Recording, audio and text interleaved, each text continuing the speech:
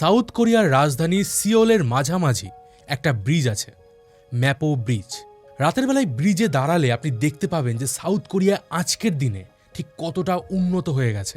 উঁচু উঁচু বিল্ডিং, রাস্তাঘাট, আলোর রোশনাই, একেবারে ঝাঁ চকচকে একটা দেশ। এমন কিছু কোম্পানি যাদের প্রোডাক্ট আমাদের ঘরে ঘরে রয়েছে, যে দেশ টেকনোলজিতে ইউরোপ এবং আমেরিকাকেও বিট করার ক্ষমতা রাখে। কিন্তু এই ব্রিজে দাঁড়ালে আপনি দেখতে পাবেন এখানে পুলিশ লাগাতার টহল দিচ্ছে, যাতে কেউ রেলিং বেয়ে ঝাঁপ দিতে না পারে। কিন্তু এত কড়া নিরাপত্তা থাকা সত্ত্বেও প্রতি বছর প্রায় 2000 মানুষ এই ব্রিজ থেকে ঝাঁপ দেওয়ার চেষ্টা করেন। প্রশ্ন হলো কেন? আজকের দিনে কোরিয়ার কেপপ কালচার, কোরিয়ান ড্রামা, এসবের আড়ালে এখানে সোসাইটিতে এমন কিছু প্রবলেম এক্সিস্ট করে, যার ফলে এখানের মানুষ আর বেঁচে থাকতে চাইছে না।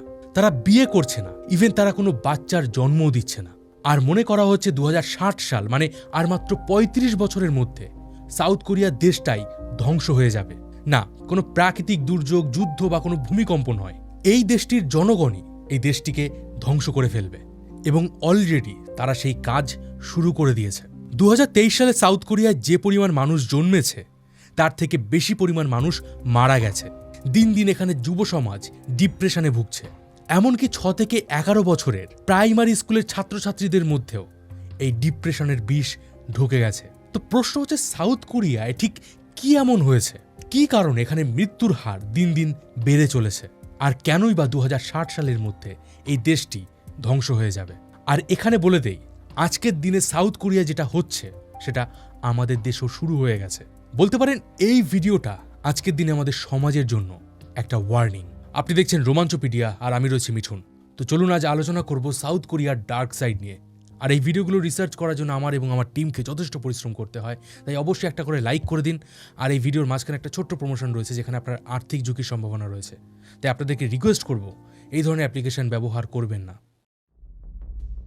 সাউথ কোরিয়ার ঠিক পাশের দেশই হলো নর্থ কোরিয়া, যেখানে দুদিন পরপরই কিম জং উন একটা করে মিসাইল টেস্ট করে, নিউক্লিয়ার হামলার হুমকি দেয়। কিন্তু তারপরেও আজকের দিনে দাঁড়িয়ে সাউথ কোরিয়া সব থেকে বড় থ্রেট কিন্তু নর্থ কোরিয়া নয়, এটা হলো এই দেশের পপুলেশন, যেটা ভীষণই দ্রুত গতিতে কমে যাচ্ছে। দেখুন, কোনো দেশের জনসংখ্যা আপনি যদি স্টেবল রাখতে চান, মানে আগামী কয়েক দশক ধরে ওই দেশের জনসংখ্যা সেটাই থাকবে যেটা আজকের দিনে রয়েছে, তাহলে সেই দেশের ফার্টিলিটি রেট, মানে জন্মের হার হওয়া উচিত 2.1%। মানে দেশটিতে থাকা মহিলাদের গড়ে 2.1টি বাচ্চার জন্ম দিতে হবে। এর কম হলে সেই দেশটির জনসংখ্যা কমে যাবে, আবার 2.1-এর বেশি হলে সেই দেশটির জনসংখ্যা বেড়ে যাবে। কিন্তু গত 40 বছরে দেখা যাচ্ছে সাউথ কোরিয়ার বার্থ রেট 2.1% থেকে অনেক নেমে গেছে, এবং আজকের দিনে সেই সংখ্যাটা 0.72। মানে দেশটিতে জন্মের হার অ্যাভারেজের তুলনায়ও অনেক কমে গেছে। অনেকে আবার ভাবতে পারেন যে দেশের জনসংখ্যা কমে গেছে, এটা তো ভালো কথা, তাহলে তো দেশের যারা জনসংখ্যা রয়েছে, মানে যারা এক্সিস্টিং রয়েছে, তারা অনেক বেশি সুযোগ সুবিধা পাবে। রিয়েলিটি কিন্তু পুরোপুরি আলাদা। বিষয়টাকে একটু সহজভাবে বলি, ধরুন একটা গ্রামে 100 জন কোরিয়ান আছে। এবার এই 100 জনের মধ্যে যদি জন্মের হার 2.1% থাকে, তাহলে আগামী প্রায় কয়েকশো বছর বা কয়েক হাজার বছর ধরে ওই জনসংখ্যা 100 জনই থাকবে। কিন্তু বর্তমানে কোরিয়ার যে জন্মের হার রয়েছে 0.72%, তেমন হলে ওই 100 জন 36টা বাচ্চার জন্ম দেবে। এবার যেহেতু মৃত্যুর হার জন্মের হারের থেকে অনেক বেশি, ফলে ওই 100 জন বৃদ্ধ হয়ে মারা যাবে। যে 36 জন বেঁচে থাকবে তারা 13টা বাচ্চার জন্ম দেবে, আর তার পরের জেনারেশনে 5টা। অর্থাৎ মাত্র 4 জেনারেশনের মধ্যেই যে গ্রামে 100 জন বসবাস করত, সেই সংখ্যাটা কমে গিয়ে দাঁড়াবে 5 জনে। আজকের দিনে সাউথ কোরিয়ার জনসংখ্যা 5 কোটিরও বেশি, কিন্তু ইমিডিয়েটলি যদি তাদের দেশে জনসংখ্যা না বাড়ে, তাহলে এই জনসংখ্যা 2 কোটিরও নিচে নেমে যাবে। মানে মাত্র 35 বছরের মধ্যে একটা দেশ থেকে 3 কোটি মানুষ জাস্ট ভ্যানিশ হয়ে যাবে। এতে সারা দেশে যে যুব সমাজ কাজ করে দেশের অর্থনীতিকে এগিয়ে নিয়ে যাবে, তাদের সংখ্যা কমে যাবে, আর বাড়বে বৃদ্ধ বয়স্ক মানুষদের সংখ্যা, যারা সমাজের কাছে দিন দিন বোঝা হয়ে উঠবে। তো এইভাবে চলতে থাকলে আগামী কয়েক দশকের মধ্যেই সাউথ কোরিয়া একটা ওল্ডেস্ট কান্ট্রিতে পরিণত হবে, যার 90% জনসংখ্যার বয়স 60-এর উপরে থাকবে। 10 জনের মধ্যে মাত্র 1 জন যুবক বা যুবতী থাকবে। ধীরে ধীরে দেশটার বাড়িঘর, ক্লাব, রাস্তা সব ফাঁকা হয়ে যাবে। পরিবারের অভাবে বয়স্ক মানুষগুলো একাকিত্বে ভুগবে, নতুবা তাদের ঠাঁই হবে কোনো বৃদ্ধাশ্রমে। আর এই বৃদ্ধরাও কিন্তু দেশের অর্থনীতির উপর একটা বোঝা হয়ে যাবে। সাউথ কোরিয়ার সরকার প্রতি বছর $730 বিলিয়ন খরচ করে পেনশনের জন্য, যেটা বর্তমানে বিশ্বে প্রায় সবচেয়ে বেশি। এবার ভাবুন, দেশটা যখন 90% জনগণই বয়স্ক হয়ে যাবে, তখন সরকারকে কত পরিমাণ খরচ করতে হবে। এই সময় খরচ বাড়বে, কিন্তু কাজ করার মতো ওয়ার্কফোর্স থাকবে না। কারণ এই সময় একজন যুবককে একা প্রায় 10 জনের কাজ করতে হবে, তারা কোনো রিটায়ারমেন্ট পাবে না, আর কাজের চাপ দিন দিন বাড়বে। বর্তমানে সাউথ কোরিয়ায় প্রায় 3,70,00,000 ওয়ার্কার আছে, কিন্তু এইভাবে চলতে থাকলে 2060 সালের মধ্যে এই ওয়ার্কারদের সংখ্যা 1 কোটিতে নেমে আসবে। একদিকে যেমন ওয়ার্কার কমে গেলে সরকারের আয়ও কমে যাবে, অন্যদিকে তেমন বয়স্ক লোকের সংখ্যা বেড়ে গেলে তাদের ভরণ পোষণের খরচও বাড়বে। ফলে রাতারাতি দেশটার অর্থনীতি ভেঙে পড়বে। এই সময় প্রায় 20% কোরিয়ান একা একা থাকেন, আর 20%-এর কাছে কোনো ঘনিষ্ঠ বন্ধু বা কোনো আত্মীয় স্বজন নেই। আর 2060 সাল আসতে আসতে 25 থেকে 35 বছর বয়সী তরুণদের সংখ্যা 5% এসে দাঁড়াবে। একটা সময় এখানে রাস্তাঘাটে কোনো বাচ্চা খেলবে না, স্কুল কলেজগুলো অ্যাবান্ডান্ড হয়ে যাবে। কিন্তু জানলে আশ্চর্য হবেন, আজকের দিনে সাউথ কোরিয়া সরকার এই সমস্ত সমস্যার কথা জানার পরেও তারা হাজারো চেষ্টা করেও এই সমস্যা থেকে বের হতে পারছে না বা পারবে না।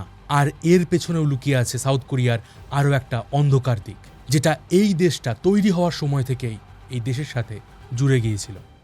সময়টা ছিল 1905। জাপানি সেনারা কোরিয়ায় আক্রমণ করে। এই সময় তারা কোরিয়ার মানুষদের উপর অনেক অত্যাচার করে। দ্বিতীয় বিশ্বযুদ্ধে জাপানি সেনারা আত্মসমর্পণ করলে আবার এখানে শুরু হয় গৃহযুদ্ধ।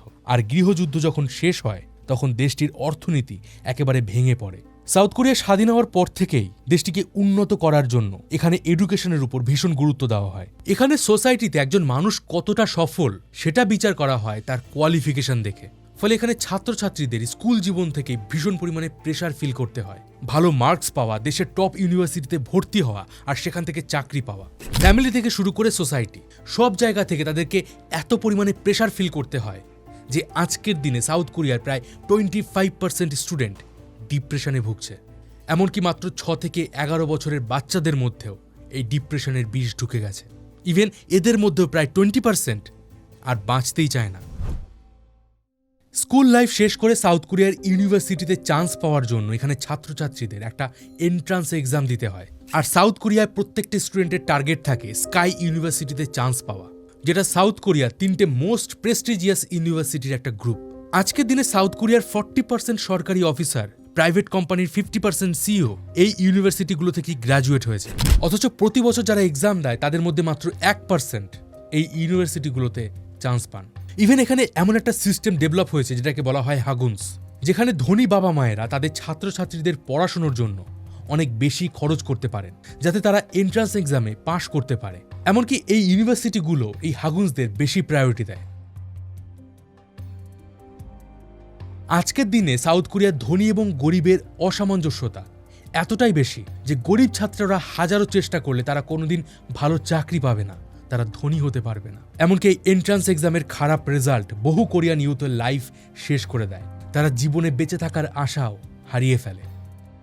আর যারা চান্স পায় তাদের জন্য অপেক্ষা করে সাউথ কোরিয়ার টক্সিক ওয়ার্ক কালচার এবং চিবলস।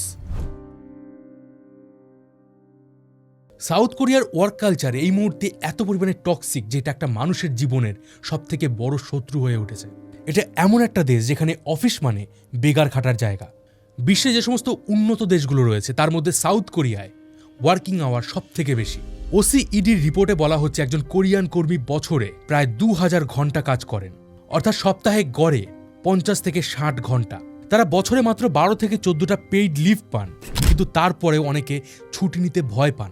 কারণ এখানের কালচারে মনে করা হয় যে আপনি ছুটি নিচ্ছেন মানে আপনি আপনার কাজের প্রতি সিরিয়াস নন।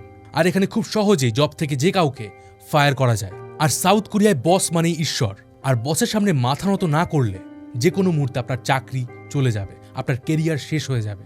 তাই অফিস টাইমের পরেও আপনাকে এক্সট্রা সময় দিতে হয় বসের সাথে ডিনার করার জন্য। রোজ সকাল 8:30টায় অফিস যাও, দুপুরে লাঞ্চ টাইমেও মিটিং, 7টায় অফিস শেষ হওয়ার পরে বসের সাথে ডিনার, রাত্রি 11টায় বাড়ি ঢোকা। এখানে জীবনযাত্রা এমন হয়ে গেছে যে ঘুম, পরিবার, ভালোবাসা সবকিছু হারিয়ে গেছে শুধুমাত্র একটা চাকরির জন্য। এর ফলে একটা মানুষের মেন্টাল হেলথ ভীষণ পরিমাণে ডিসরাপ্ট হয়ে গেছে। আর এই চাপ এতটাই বেশি যে প্রতি বছর গড়ে প্রায় 1000 জন মানুষ নিজের জীবনকে শেষ করে দেন অথবা কাজ করতে করতে হার্ট অ্যাটাকে মারা যান। আর এখানে আসে আরও একটা ভয়ঙ্কর সত্য, তারা যে এত পরিমাণ কাজ করছে, নিজেদের জীবন শেষ করে দিচ্ছেন কোম্পানির জন্য, তারা কি সঠিক বেতন পাচ্ছেন? তাদের বেতন ঠিক সেই পরিমাণে তারা পান যতটা পেলে তারা টিকে থাকতে পারেন। তারা কোনোদিন ধনী হতে পারেন না। প্যারাসাইট মুভিটা আপনি দেখেছেন কিনা আমি জানি না, কিন্তু যদি আপনি দেখে থাকেন তাহলে এখানে একটা ফ্যামিলিকে দেখানো হয়েছে যারা একটা বিল্ডিংয়ের বেসমেন্টে থাকে, যে বেসমেন্টে ঠিকঠাক করে কোনো ভেন্টিলেশন নেই। বৃষ্টির সময় বন্যার জল ঢুকে যায়। সে সময় মুভিটা দেখে আমার মনে হয়েছিল যে এই মানুষগুলো বেসমেন্টে কেন থাকে। তো এর ইতিহাস এই ভিডিওটা যখন আমি রিসার্চ করছিলাম তখন জানতে পারি। আজকের দিনে সাউথ কোরিয়ায় 5 কোটি জনসংখ্যা রয়েছে, যার মধ্যে প্রায় অর্ধেক জনসংখ্যায় থাকে এখানে রাজধানী সিওলে। কারণ এখানেই সব বড় বড় ইউনিভার্সিটি, বড় বড় কোম্পানিগুলো রয়েছে। চাকরি বাকরি, অর্থনীতি, ইকোনমি সবটাই প্রায় ডিপেন্ডেন্ট এই একটা রাজধানীর উপরে। ফলে স্বাভাবিকভাবেই এখানের যে বাড়ি বা ফ্ল্যাটগুলো রয়েছে তার ডিমান্ড অনেক বেশি, আর এখানে রেন্টও অনেক হাই। 1960-এর দশকে যখন সাউথ কোরিয়ার রাজধানীতে বড় বড় বিল্ডিং তৈরি করা হচ্ছিল, তখন এই বিল্ডিংগুলোর নিচে বেসমেন্ট তৈরি হয় যাতে যুদ্ধের পরিস্থিতিতে এখানে মানুষ আশ্রয় নিতে পারে। কিন্তু রাজধানীতে জনসংখ্যা বাড়ার ফলে সরকার এই বেসমেন্টগুলোকেও ফ্ল্যাট বানানোর পারমিশন দিয়েছে। এখানে প্রপার ভেন্টিলেশন নেই, ড্রেনেজ সিস্টেম নেই, পোকামাকড় রয়েছে, ব্যাকটেরিয়া রয়েছে। খুব ছোট জায়গায় বছরের পর বছর তাদের দিন কাটাতে হয়। ইভেন বন্যার সময় এগুলো জলের তলায় তলিয়ে যায়, ইভেন অনেক মানুষ মারাও যায়।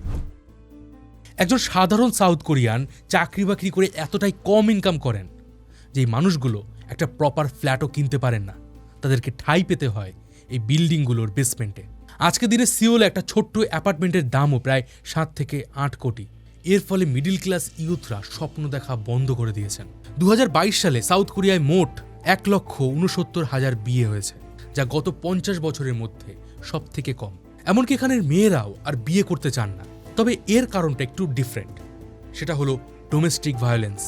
উন্নত দেশগুলোর মধ্যে সাউথ কোরিয়ার মহিলারা সব থেকে বেশি ডোমেস্টিক ভায়োলেন্সের শিকার হন, আর এর বেশিরভাগটাই হয় নিজের প্রেমিক, স্বামী অথবা তার পরিবারের কারোর হাতে। যার কারণে আজকের দিনে সাউথ কোরিয়ায় ফেমিনিজমের ঝড় বইছে, যেখানে মহিলারা পুরুষদের প্রতি ভীষণই বিরক্ত হয়ে গেছে। তারা 4D নামে একটা আন্দোলন শুরু করেছেন, যার অর্থ don't date, don't have intimate relation, don't get married এবং ডোন্ট হ্যাভ চিলড্রেন। মানে তারা না বিয়ে করবেন, না তারা প্রেম করবেন, না তারা কোনো বাচ্চা রাখবেন, না তারা কোনো রিলেশনে জড়াবেন। এবং রিসেন্ট একটা সার্ভেতে দেখা গেছে সাউথ কোরিয়ার প্রায় 65% মহিলারা না বিয়ে করতে চান, না কোনো বাচ্চা রাখতে চান। সাউথ কোরিয়ার সরকার অনেক চেষ্টা করেছে তাদের দেশে জনসংখ্যা বাড়ানোর জন্য। ইভেন বেবি বোনাস নামে তারা বেশ কিছু পলিসিও নিয়ে এসছে, যেখানে বাচ্চা হলে সরকার থেকে $10,000 দেওয়ার কথা বলা হয়েছে। কিন্তু প্রশ্ন হচ্ছে, যে দেশে বাবা মাই বাঁচতে চায় না, তারা সন্তান জন্ম দিতে কেন চাইবে? ইভেন উন্নত দেশগুলোর মধ্যে সাউথ কোরিয়ায় আত্মহত্যার হার সব থেকে বেশি। এমনকি এই পার্সেন্টেজ জাপান এবং রাশিয়াকেও হার মানিয়ে দেয়। এখানের work culture, education system, extreme capitalism ধীরে ধীরে দেশটাকে ধ্বংস করে দিচ্ছে।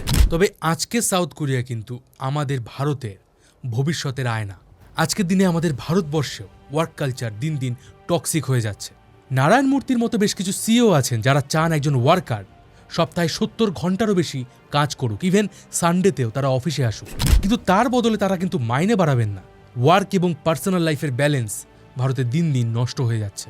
অন্যদিকে এডুকেশনের উপর প্রেশার বাড়ছে, বেকারত্ব বাড়ছে। মানে একজন যুবক আজকের দিনে যে পড়াশুনো করে চাকরি বাকরি করে ধনী হবে বা কোনো একটা ফ্ল্যাট কিনবে, নিজের একটা বাড়ি করবে, ফ্যামিলি তৈরি করবে, সেই সুযোগটা দিন দিন শেষ হয়ে যাচ্ছে। ফলে ভারতের যুব সমাজের মধ্যেও আজকের দিনে বিয়ে না করার টেন্ডেন্সি বাড়ছে। তাই আজকের দিন আমাদের সরকারের উচিত এই বিষয়ে স্টেপ নেওয়া। কিন্তু প্রশ্ন হচ্ছে, যারা ভাতা এবং ধর্মের রাজনীতি করে তারা কি আগামী 100 বছরের কথা চিন্তা করবে? কমেন্টে আপনার মতামত অবশ্যই জানাবেন। সাউথ কোরিয়া এই সমস্যাগুলো ছাড়াও আরও একটা জিনিস এক্সিস্ট করে, চেবলস, যার মাধ্যমে সাউথ কোরিয়া সরকার থেকে শুরু করে অর্থনীতি, রাজনীতি সবকিছু কন্ট্রোল করে অল্প কয়েকটা কোম্পানি। যে কোম্পানি কোরিয়ার মোট জিডিপি 20% কন্ট্রোল করে। অন্যদিকে আছে এলজি এবং হুন্ডাইয়ের মতো কিছু কোম্পানি। আর আজকের দিনে কিন্তু সাউথ কোরিয়ার এই করুণ পরিণতির পেছনে এই কোম্পানিগুলো ভীষণভাবে দায়ী। তবে এই বিষয়ে আজকের ভিডিওতে আর বেশি আলোচনা করব না। আপনারা যদি ডেডিকেটেড ভিডিও চান আমি অবশ্যই বানাবো। সাউথ কোরিয়ার মতো জাপানের সমাজও ধীরে ধীরে অন্ধকারে ডুবে যাচ্ছে, তবে তাদের কারণটা একটু ডিফারেন্ট। এই বিষয়ে ডিটেলসে জানার জন্য এই ভিডিওটা দেখুন। আমি ছিলাম মিঠুন আপনাদের সাথে, আপনারা দেখছিলেন রোমাঞ্চপিডিয়া। আবার দেখা হবে, ততদিন ভালো থাকবেন, সুস্থ থাকবেন।